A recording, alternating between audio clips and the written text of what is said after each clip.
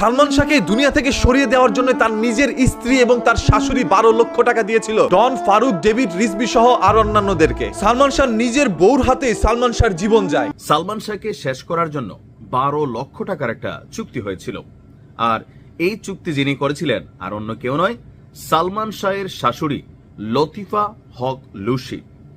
আর এই হত্যা চুক্তিতে আরো ছিলেন বাংলা সিনেমার খলনায়ক ডন, ডেভিড, ফারুক এবং জাবেদ।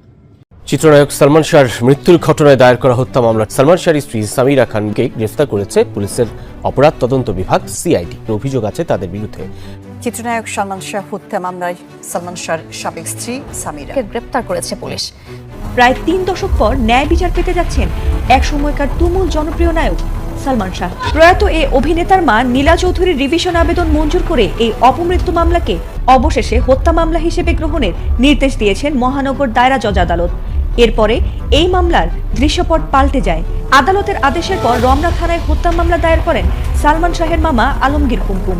আর এতে তার স্ত্রী সামিরাকে প্রধান আসামি করে ব্যবসায়ী আজিজ মোহাম্মদ ভাই, চলচ্চিত্রের খলনায়ক ডন সহ আরো 10 জনের নামে মামলা দায়ের করা হয়েছে। আদালতের নির্দেশে চিত্রনায়ক সালমান শাহর মৃত্যুর 29 বছর পর হত্যা মামলা করা হয়েছে। মামলায় অভিযুক্ত করা হয়েছে তার সাবেক স্ত্রী সামিরা হক সহ মোট 11 জনকে। আদালতের এক যুগান্তকারী আদেশে অপমৃত্যুর মামলাটি এখন পুরো দস্তুর হত্যা মামলা। আর অভিযুক্তের তালিকায় সেই সব পরিচিত নাম যারা এতদিন ছিলেন সন্দেহের ছায়ায়।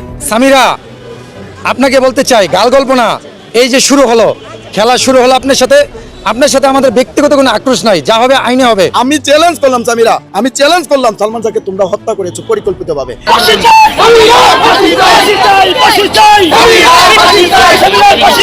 সালমান শাহর ভক্ত কারা কারা আছেন? 1996 সাল, আমার বয়স তখন আনুমানিক, আমার ধারণা 12 বছর, আমার 1996-তে। তো দীর্ঘ প্রায় 29 বছর পর আপনারা জানেন যে আদালতের যে নির্দেশ দেওয়া হয়েছে এটাকে হত্যা মামলা হিসেবে রুজু করতে, ঠিক একদিন পরেই প্রয়াত চিত্রনায়ক সালমান শাহের মামা, ওনার নাম হচ্ছে আলমগীর কুমকুম, তিনি একটা মামলা দায়ের করেছেন। এরপরই আলোচনায় উঠে এসেছে সালমান শাহকে হত্যার পেছনে যে মোটিভ ছিল বা যিনি স্টেটমেন্ট দিয়েছিলেন ঠিক 28 বছর আগে 1997 সালে। তো 1997 সালে আসামি রিজভির দেওয়া একটি জবানবন্দি বা তার বক্তব্য এখন আবারও আলোচনায়। তৎকালীন সময়ে আসামি রেজভি কি বক্তব্য দিয়েছিলেন? দর্শক, ওই জবানবন্দিতে রেজভি সালমান শাহের হত্যার দায় স্বীকার করেছিলেন। রেজভি বলেছিল যে আমরা সালমান শাহকে হত্যা করেছি, হত্যার ঘটনাকে আত্মহত্যা বলে সাজানো হয়েছে।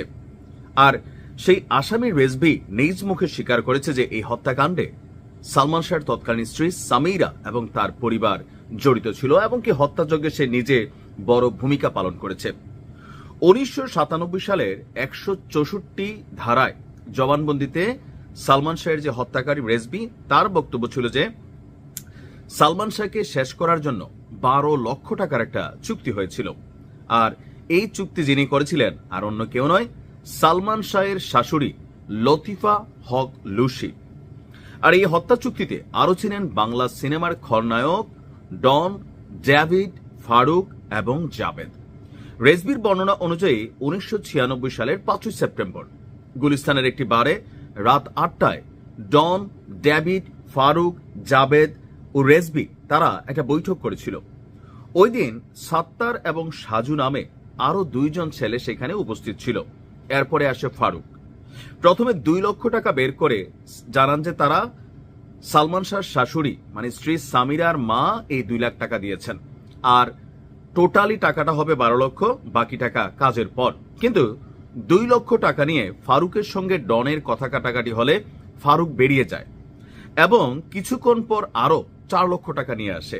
রেজভির বক্তব্য ছিল ফারুক বলেন কাজের আগে 6 লাখ এবং পরে 6 লাখ। এর পরপরই প্লাস্টিকের একটি দড়ি, সিরিঞ্জ, রিভলভার ইত্যাদি গুছিয়ে নেওয়া হয়। অনেকে ভাবতে পারেন যে ভাই 12 লাখ টাকা সালমান শাহ শেষ করছে, কিন্তু আপনি যদি চিন্তা করেন ওই সময় স্বর্ণের ভরি ছিল 3000-4000 টাকা, আজকে স্বর্ণের ভরি কত? 2 লক্ষ টাকার উপরে। তার মানে ওই যুগের 12 লাখ টাকা আজকের যুগে আইসা এটা কয়েক কোটি টাকার সমান। কিন্তু কারণ ওই সময় যে স্বর্ণ ছিল 4000, আজকে সেটা দিয়ে 50 ভরি স্বর্ণের কিনা যাইতো ওই যুগে। তাহলে হিসাব করেন যে এই টাকাটার পরিমাণ আজকের দিনে হিসাব করলে 10 থেকে 20 কোটি টাকা কিন্তু।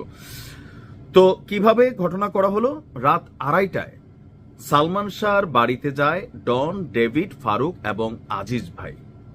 রিজভির দাবি, সে রাতে ঘুমন্ত সালমান শাহর উপর ঝাঁপিয়ে পড়েন তারা। আর সেখানে সামিরা এবং সামিরার মা লুসি এবং আত্মীয় রুবি তারা উপস্থিত ছিলেন। ঘুমন্ত সালমানকে ক্লোরোফর্ম দিয়ে প্রথমে বেহোশ করা হয়, আর এই বেহোশটা করে সালমান শাহর স্ত্রী সামিরা। কিছুক্ষণ পর সালমান শাহর জ্ঞান ফিরলে শুরু হয় ধস্তাধস্তি। এ সময় শরীরে ইনজেকশন পুশ করা হয়। আর ভাই মানে নিজের কাছে কেমন লাগতেছে। আর ইনজেকশন পুশ করার সিদ্ধান্তটা দেয় আজিজ। সালমানকে হত্যা করার পর সিলিং ফ্যানে ঝুলিয়ে দেওয়া হয় তার লাশ। আর এর পরপরই যে সালমান শাহ আত্মহত্যা করেছে এটাকে বাস্তবে রূপ দেওয়ার জন্য ভেতর থেকে টেকনিক্যালি আপনার জানালা মানালাগুলোকে লক করা হয়। আর পরবর্তী সময় সকালবেলা ভোর রাতে চিল্লাপাল্লা শুরু হয় যে সালমান শাহ মারা গেছে। তো এ নিয়ে যেখানে আমরা 11 জন আসামি এখন যাদেরকে দেখছি, প্রধান আসামি হচ্ছে সামিরা হক, যিনি বাংলাদেশে এই মুহূর্তে নাই। আর বাকি 10 আসামি হলেন প্রযোজক আজিজ মোহাম্মদ ভাই, খলনায়ক ডন, নায়কের সাবেক শাশুড়ি Latifa Haque Lucy, David, Javed, Faruk, Mayfair beauty পার্লারের রুবি, আব্দুস সাত্তার, সাজু, রেজবি আহমেদ, ফরহাদ। তো আমি জানি না রেজবি এখন জীবিত আছে কিনা। 28 বছর আগের এই জবানবন্দিটা এখন আলোচনায় আসছে, বাট যদি সে জীবিত থাকে সে আই উইটনেস, এবং তাকে দিয়েই বাকিদেরকে বিচার করা যাবে। সুষ্ঠু বিচার চাই। ভালো থাকুন। সালমান শাহকে দুনিয়া থেকে সরিয়ে দেওয়ার জন্য তার নিজের স্ত্রী এবং তার শাশুড়ি 12 লক্ষ টাকা দিয়েছিল ডন, ফারুক, ডেভিড, রিজভি সহ আর অন্যান্যদেরকে। সালমান শাহ নিজের বউর হাতে সালমান শাহর জীবন যায়। ঘটনাটির শুরু হয় 1996 সালের 5ই সেপ্টেম্বরে গুলিস্তানের একটি বারে বসে থাকেন ডন ও ডেভিড। তাদের সাথে দেখা করতে আসেন ফারুক, জাবেদ ও রেজভি। এরপর 2 লক্ষ টাকা ডনকে দিয়ে বলে সালমানের শাশুড়ি সালমানকে দুনিয়া থেকে সরিয়ে দেওয়ার জন্য টোটাল 12 লক্ষ টাকা আমাদেরকে দিবে। অ্যাডভান্স বাবদ 2 লক্ষ টাকা দিয়েছে। এটা শুনে ডন চেয়ার থেকে উঠে দাঁড়ায়, বলে সালমান শাহ আমার একমাত্র বিশ্বস্ত বন্ধু।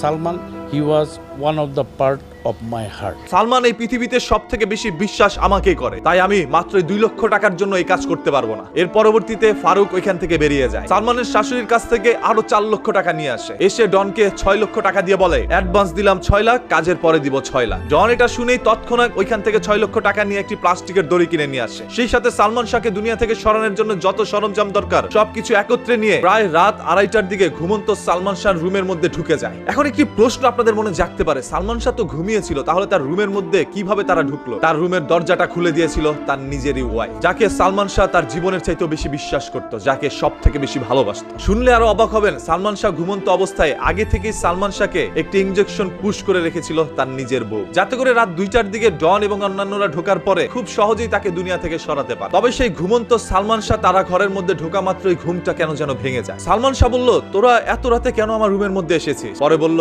তোকে দুনিয়া থেকে সরিয়ে দেওয়ার জন্য আস। এটা শুনে সালমান শাহ চিৎকার করে উঠতে নেয়। পিছন থেকে তার ওয়াইফ তার গলা ধরে। ডন সহ অন্যান্যরা তার বিছানার মধ্যে শুয়ে রাখে। সালমান শাহ নিজের শাশুড়ি লুচি পিছন থেকে এসে আরো একটি ইনজেকশন পুশ করে সালমান শাহর শরীরে। কিছুক্ষণের মধ্যেই সালমান শাহর নিথর দেহটি মাটিতে পড়ে যায়। তৎক্ষণাৎ ডন সহ অন্যান্যরা ধরে সালমান শাহকে ফ্যানের মধ্যে ঝুলিয়ে দেয় সেই প্লাস্টিকের দড়ি দিয়ে। এর পরবর্তীতে তারা অপেক্ষা করতে থাকে কখন সালমান শাহ দুনিয়া ত্যাগ করবে। যখন তার শরীর থেকে রুহুটি বেরিয়ে যায় তখন ডন ওইখান থেকে চলে যায়। বাকি সবাই চলে গিয়ে সকালবেলা সংবাদ মাধ্যমকে জানায় সালমান শাহ নিজের জীবন নিজে দিয়ে দিয়েছে, আমার একমাত্র বন্ধু এই কাজটা কিভাবে করলো। সবাইকে না বলেই 1996 সালের 6ই সেপ্টেম্বর দুনিয়া ত্যাগ করে। রাতারাতি এই খবরটি পুরো বাংলাদেশের মধ্যে ছড়িয়ে যাওয়ার পরে সালমান শাহর হাজার হাজার লক্ষ লক্ষ ভক্তরা চোখের অশ্রু দিয়ে যেন বাংলাদেশকে ভাসিয়ে ফেলে, যেন তাদের কাছে মনে হয় বাংলাদেশের একটি নক্ষত্র ডুবে গেল। তবে সত্য ঘটনাটি 29 বছরও বাঙালি কেন জানতে পারলো না? 29 বছর পরে এসে পুরো ঘটনার মোড়টা কেন অন্যদিকে নিল? হাজারো প্রশ্ন এখন মানুষের মনে। আর সব থেকে বেশি যেটা দুশ্চিন্তায় ফেলে আমাদেরকে,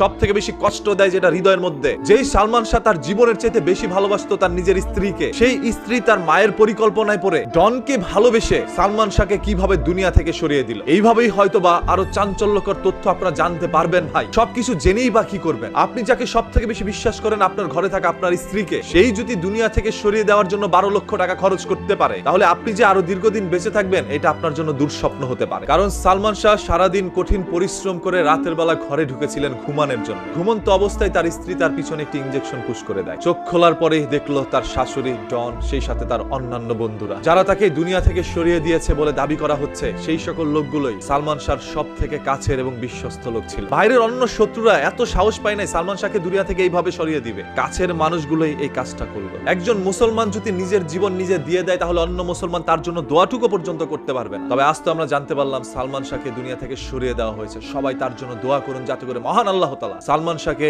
জান্নাতুল ফেরদৌস দান করেন। অন্যদিকে যারা তাকে দুনিয়া থেকে নির্মমভাবে পরিকল্পিতভাবে সরিয়ে দিয়েছে, তাদের প্রত্যেকের সর্বোচ্চ শাস্তির দাবি জানাচ্ছি আমরা সবাই। সালমান শাহর ভক্তর কোনো অভাব নাই। যদি আপনি একজন সালমান শাহর ভক্ত হয়ে থাকেন, এই ভিডিওটি এখনই শেয়ার করে দেন, যাতে করে তাদের সর্বোচ্চ সাজা হয়।